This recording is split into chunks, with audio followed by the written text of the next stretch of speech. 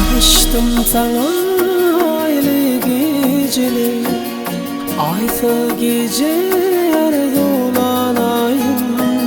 Şol günlerden bir gün berjekdiyseler, şu kalan ömrümü vermene tayın. Karıştım sana aile geceleri, aysa gece arzulanayım.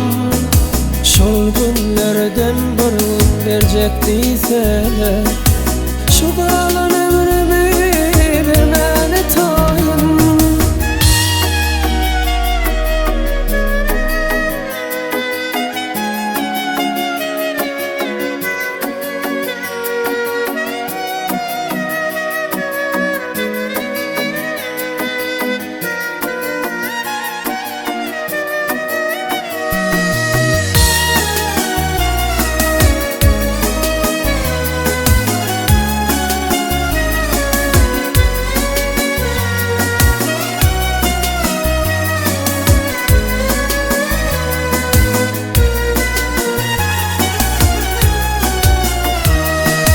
Gece oturup ağıt dilerdim, alamda yetirilip ehlicesiydim.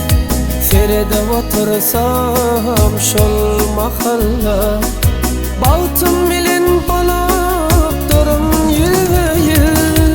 Ne eyleden yaşan ömrümde, bilemin ne söyledim söyledim. Halama kıynansın koy biletler, ne biletler tatlıdırydın.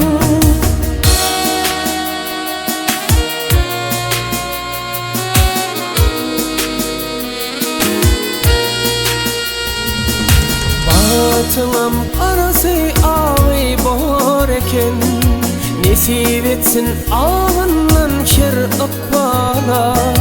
Men bolsa sen bilen karaca batım, öğrenşiptirin bu ahvala. Karıştım sana aile geceler, aysa gece arzulanayım. Şol günlerden bir gün berjekdiyseler,